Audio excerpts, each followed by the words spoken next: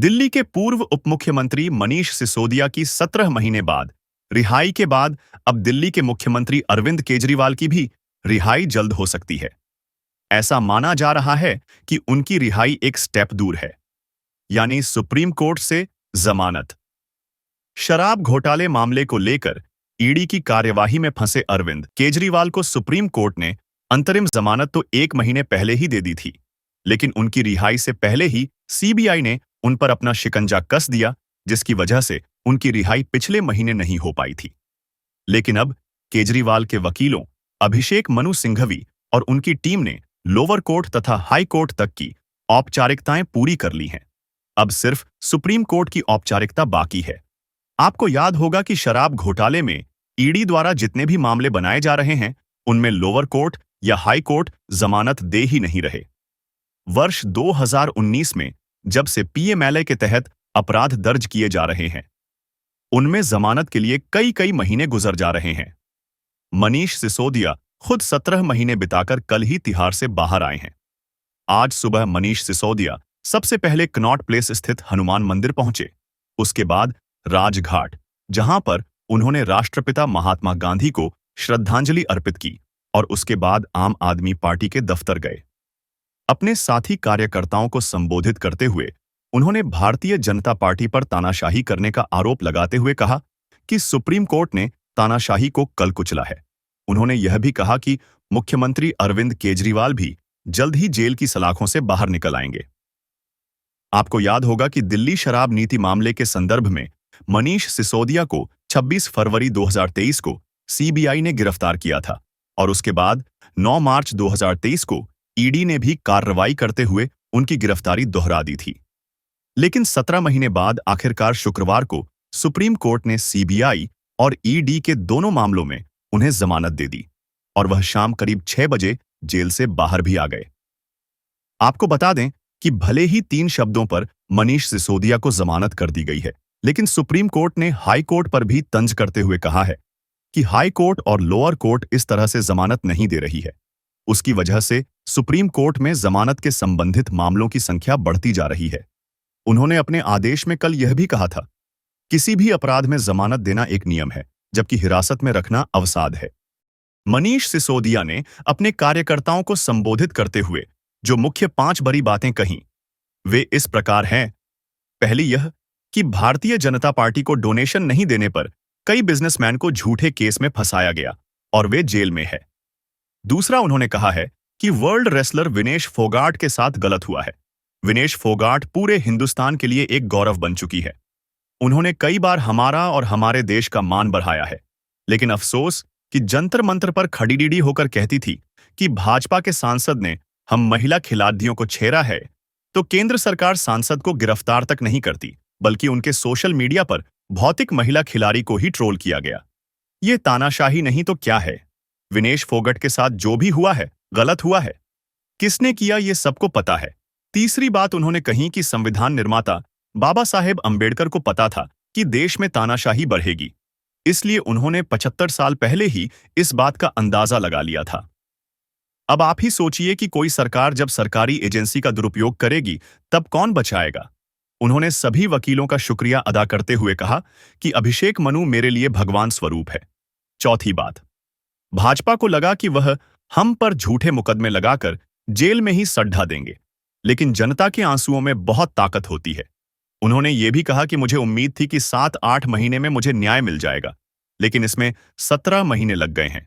पांचवी बात, उन्होंने कही कि मुख्यमंत्री अरविंद केजरीवाल आज की तारीख में ईमानदारी के प्रतीक है।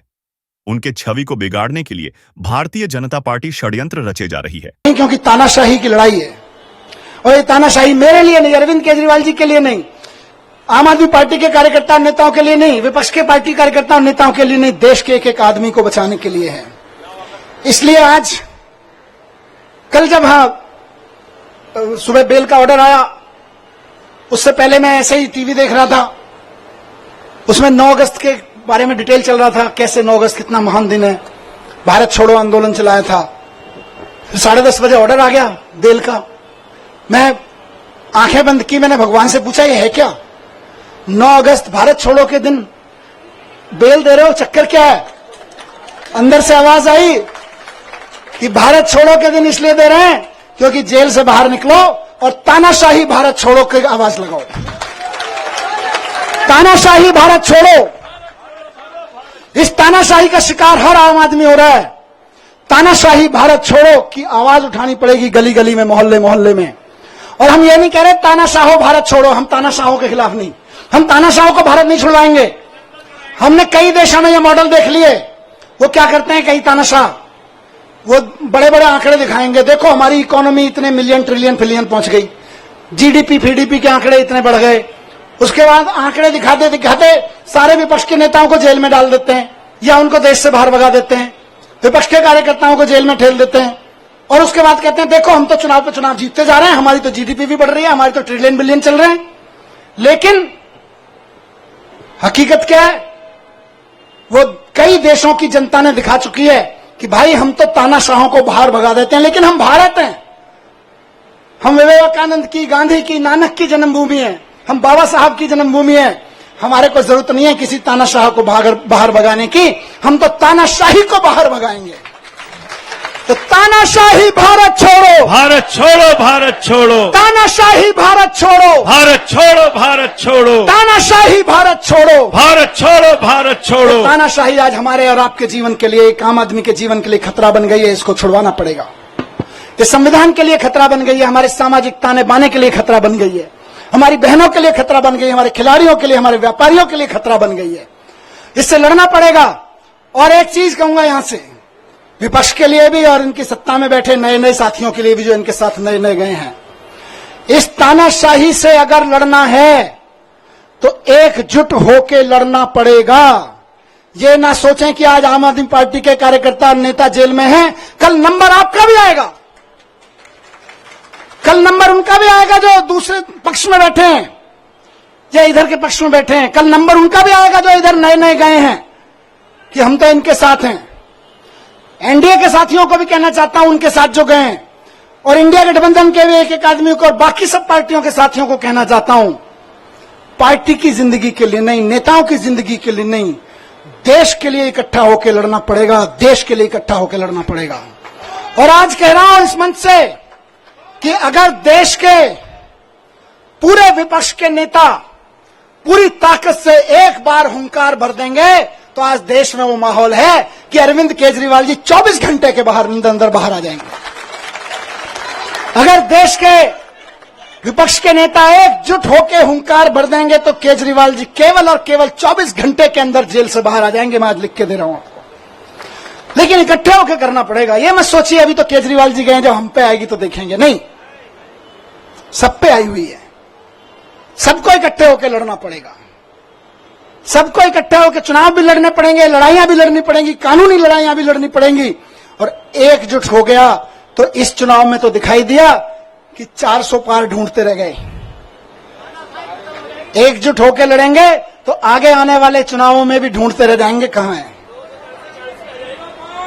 0 पार, बस सीधे कहा 0 पार। सबको इकट्ठा होकर इस तानाशाही के खिलाफ लड़ना पड़ेगा, जोर से चिल्लाना पड़ेगा कि तानाशाही भारत छोड़ो। और जिस दिन तानाशाही भारत छोड़ो का नारा हर गले से निकल गया, केजरीवाल जी सबसे पहले जेल से बाहर आएंगे। हेमंत सोरेन जी आ गए ना, देखो कितनी दिन मुझे निकाला, अभी अरविंद जी भी आएंगे। लेकिन सबको करना पड़ेगा, ऐसे नहीं कि सब। तो मैं बस यही कह रहा हूं कि आम आदमी पार्टी की तरफ से तो आज हम भरोसा दिलाते हैं कि दिल्ली के चुनाव में भी और बाकी चुनावों में भी पूरे देश में, कश्मीर से लेकर कन्याकुमारी तक, एक एक घर में इस आवाज को उठाएंगे, एक एक शहर, एक एक नगर में इस आवाज को उठाएंगे और बता देंगे कि हमारे इरादे कितने फौलादी हैं।